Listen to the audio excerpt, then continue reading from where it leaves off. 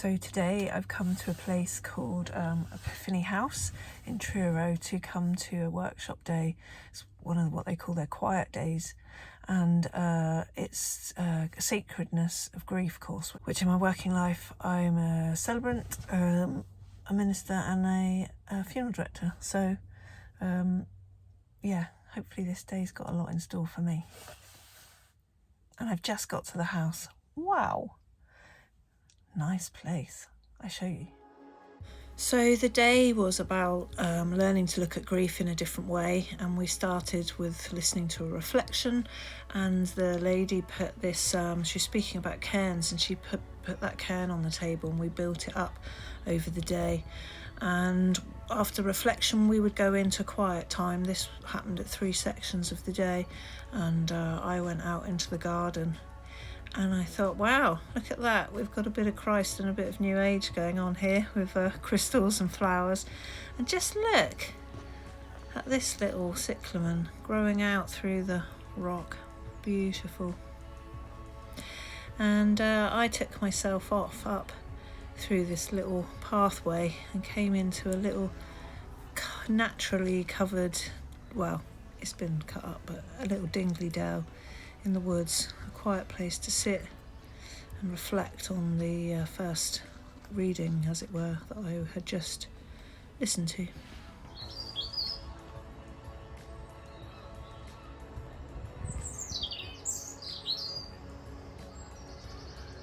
And you never guess who that is. That statue is called Grace.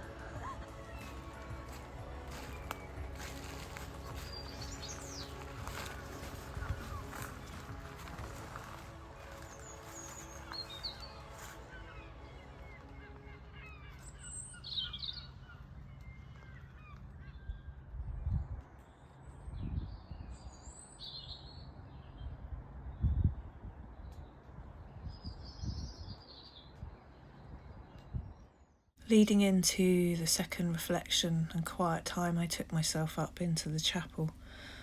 Wow, what a beautiful sanctuary of peace it was there.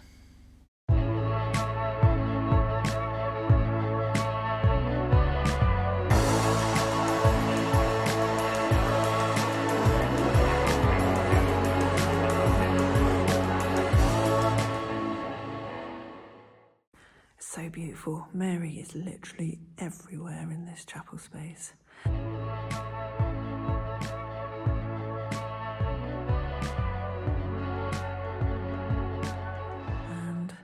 I came in the front door and I met the husband of the lady who's doing the course.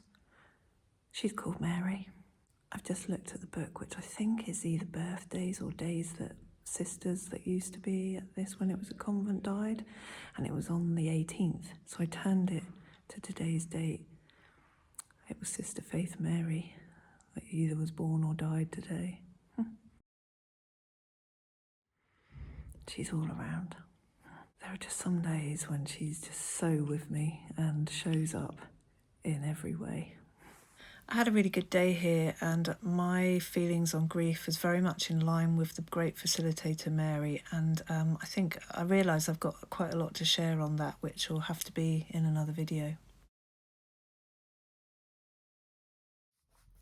Hi, so this is week 3 of Lent, third Sunday, and I realised that this is not, for anyone watching these, they're going out a week after each week on YouTube, but it doesn't really matter, because I would hope that there is all year round learning from these videos. I've called them Lent Diaries because this is the diaries of me going through Lent, but actually the learning applies to all year round, I hope that you find. So in preparation for this week's contemplation group that I'm running for a minister, the Gospel's read in church services, Catholic, Anglican, all the rest of it, Protestant. They run in cycles, so yearly cycles. So this year we are reading from year C. But in my looking for something online, I've come across a thing which is actually, I think it's week A. And it's on the living water, when Jesus meets the woman at the well. and she's a Samaritan, and everybody hates Samaritans. They're like scourge of the earth. But he speaks to her, and he offers her living water, and she becomes a disciple. And everyone's probably like, oh, she's a Samaritan, what are you doing? Anyway, you know, it was in his nature anyway, I'm sure, but he's kind of hammering home the point that, you know, anyone is welcome into his way. I shouldn't say his way, because it's not that he set out to own it, I don't think, but you know what I'm saying. So, yeah, this thing of he offered her the gift of living water, this is on the catholicnh.org site. And it just struck me, that living water thing. Now, this is a bit like the light thing. And I tried to go, where is it? I tried to go in my scripture dictionary. And interestingly, there wasn't living water, which I was surprised about that. There's a lot on water though. So in the section, it's water, in brackets, higher aspects. The great symbol of truth or the eternal God, it's like I need glasses to read this. When it's a funny colour page, you know, when it's like the old paper that's gone a bit yellow, it makes my eyes go a bit wonky. What I need actually is one of those little colour things, although that is better. Oh, maybe it's just my eyesight. Right, the great symbol of truth or the eternal reality, with a big R, and source of all manifestation. Water suggests unity, absence of parts, comprehensiveness, purity, motion. Also disappearance in evaporation below, and outpouring from above in rain to fertilise the earth. I mean, literally, living waters is, you know, everything needs water to survive and grow. It says here, water is the first element in the mundane system of the Chinese. That's according to Kidd on his book in China. Water and earth, these were the two elements out of which the old inhabitants of Eridu believed the world to have been formed. It was the theory of Thales in its primitive shape.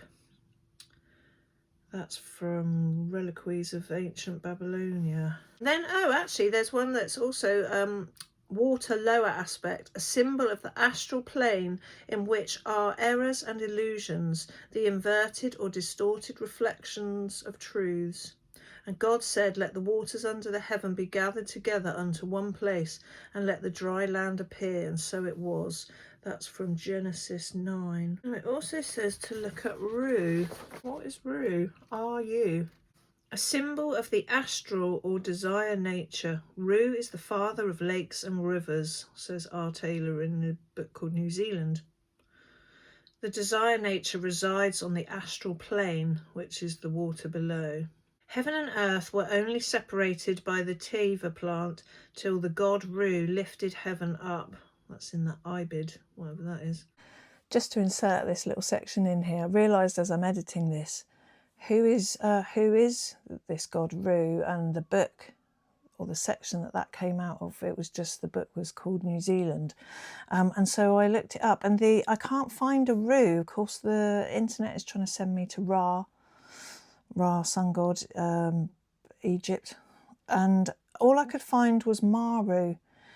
And funnily enough, Maru is the god of fresh water and the southern god of war. So yeah, the god of fresh water. So maybe Maru is how it's expressed now, but it was Ru maybe in ancient times, and I'm guessing it's New Zealand. I can't find it coming up anywhere else, and I'm guessing on the book name.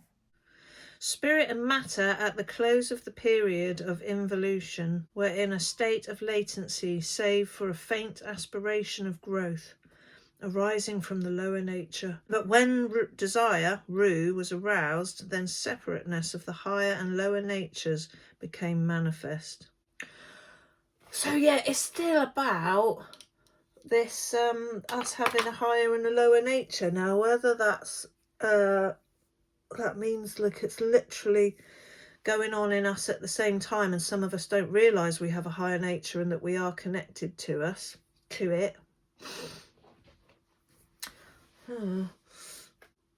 It can be confusing, can't it, when everything is like a symbolism and you have to break it down every time. I think what that does help with, though, and some people can say, oh, well, this is where it's all open to speculation and your own understanding, is it becomes more sort of instinctual. And I think in that sense, there are lots of truths that are different for everybody.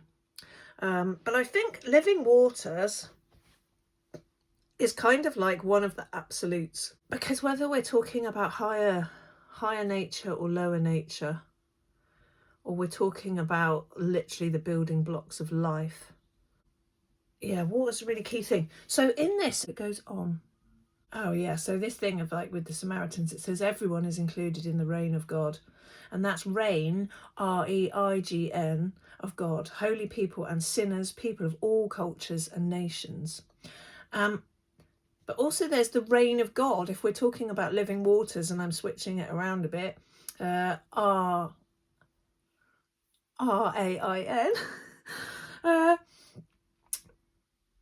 Yeah, it's literally like it's the life-giving force of all, depending on, well, how you see God. Anyway, it goes on to say, in the rite of Christian initiation of adults, Lent coincides with the period of purification and enlightenment, discerning areas of sin and weakness and allowing those areas to be healed by Christ. So I'm going to say that is when we're saying like healed by Christ, it's because we are living, following his way consciously at this time or through your life. And you're kind of healing yourself, but it's by the example of Christ, what you've learned from Christ. And also Christ, I'm taking this, I'm sure they're meaning the big old JC, whereas I'm thinking of Christ here as in Jesus was either born with it or he acquired it, as it were, this thing of Christ, this thing of us finding and this thing of us embodying and becoming and being Christ nature, realizing our Christ, like Buddha realized the state of enlightenment. It's the same thing. If I'm not explaining myself very well, I take that to be the same thing. Christ is a it's not a way of being. It's it's like when you're fully living in the material world, but you've kind of stepped out of that because you are really in connection with, you're enlightened. You're really on it. I think we can all have that to some sort of lesser degree, or what's the word? Glimpses of it. So anyway, that's bringing us to sin again, which sin, I don't know if it was in one of these Lent videos, or if it was in another one of my videos. But anyway, so looking at sin, a while ago I was looking at sin, and it's an archery term, missing the mark. But then I came across another talk. What is the guy called? He's Philip Gardner. What was he looking at? He was looking into, at the time, Ark of the Covenant, and he's tracing back through language and history and archaeology and all sorts of things. And so it was said that Jeremiah buried the Ark of the Covenant that he had. Apparently there's more, but the official one, that he buried it at Mount Sinai. But then Mount Sinai, turns out they're not quite sure where Mount Sinai is. So he's looking at the word Sinai and sin, which obviously Sinai is spelled sin AI, Sinai. So he's looking at the roots of these words, and it comes to Syriac, which is to shine, funnily enough. And then also in Babylonian, there's the word Sinu, which is moon. And so it was showing that, even when the sun goes down, because of course the moon is shining because it's reflecting the sun. What does he put? Showing that the sun is still alive in the night, so to even in darkness we ourselves may shine. And that was something that the Gnostics said. So the moon is Sinu, which, and I don't know if there's any relation back to our word sin, but it's funny how this thing of sin is when we've missed the mark. And so that's a sort of a thing where you're doing a bit of work on yourself, where you're having awareness, and you realize that you know, you've missed the mark. You're shining light onto that that thing, that aspect, that behavior, that action, and yeah, you're working through it to because we are going to make mistakes and slip ups and things all the time. I just think that this is part of the learning human experience. I don't think it's something to flagellate yourself about. I think it's something to you know, have an awareness of and deal with it. So yeah, that was there's also the Desert of Sin, and then they found a place. Now, what was it called? It was called uh Harkakum. It's an ancient tumuli that they found near the Desert of Sin, and the Desert of Sin was called that because the rock, it's really glary. It's like a really light rock, and so that comes from this Syriac to shine. So this Harkakum archaeological site, it's located on the Sinai Peninsula on an ancient trade route in the Negev Desert, Israel, halfway between Petra and Kadesh Barnea. They uncovered, so there's this thing with the moon, and they uncovered in this tumuli, there was a big flat boulder, and they moved that across, and underneath was these jet black stones and one stone that was pure white, and it was carved into the shape of a crescent moon. And also in the Bible there's something about 12 pillars being at Mount Sinai. It was in Exodus. Moses wrote all the words of the Lord and rose early again and built the altar under the hill and the 12 pillars. Now, in this hill, this Mount Carcum, I can't even say it. Partly because I haven't written it down very well. So down below where the tumuli is, they found also 12 standing stones. So they're saying where that's probably where Mount Sinai is. That's the location of it. And they found some wall paintings, scenes on a rock of lots of ibex. They're always important, and their horns symbolise the god Sin, back to moon again, and Thoth, another lunar deity.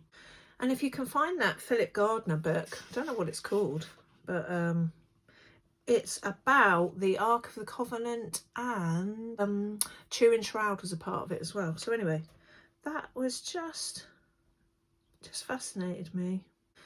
So again, we can say that this is all ancient stuff and it's all very primitive and all the rest of it, but I don't think that, I think it's obviously instinctual. If you imagine those people back then, way back, before the biblical times as we know them, when they were writing the source material for the biblical times, I would imagine, it's not pagan, it's not hippie, it's not new age.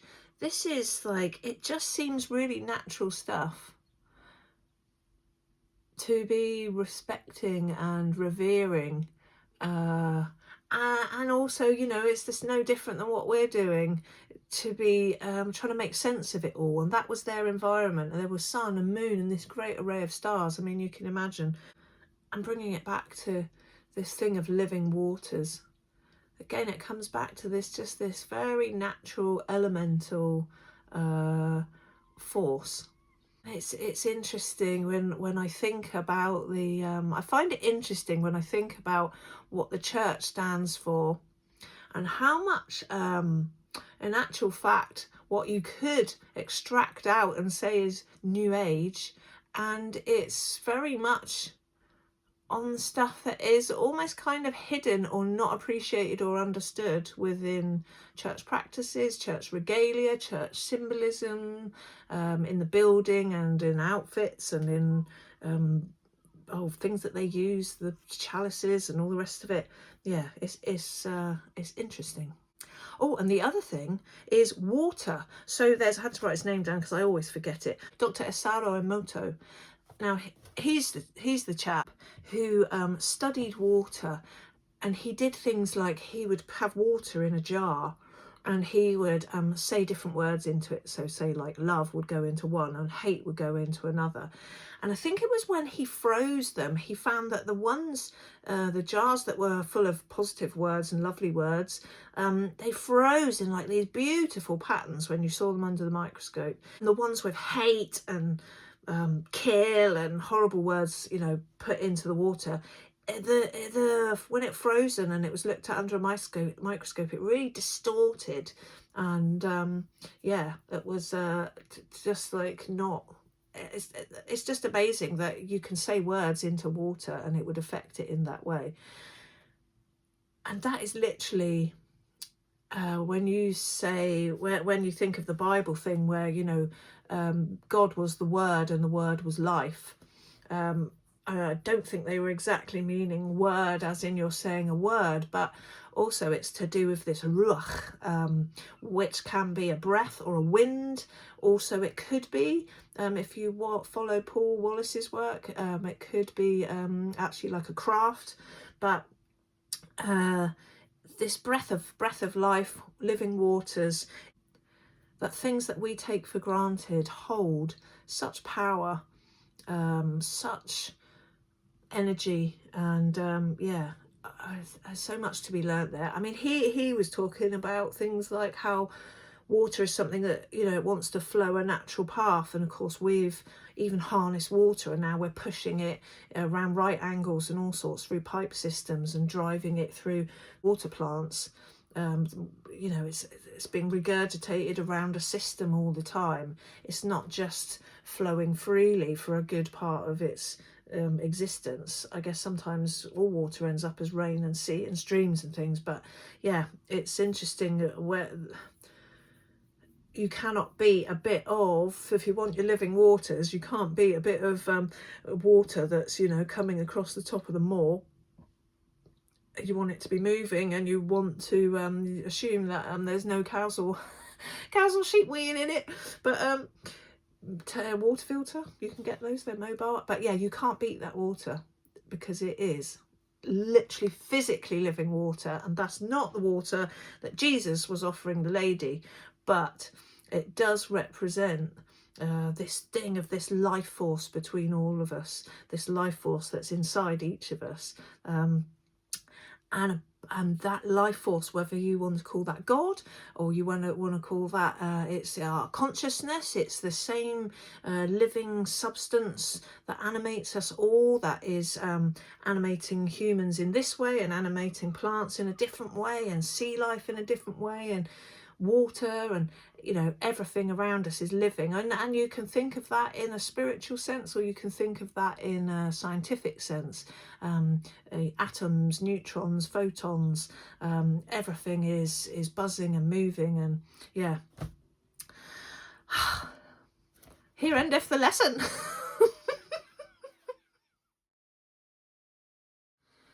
Tuesday, I've just got back from doing a funeral, and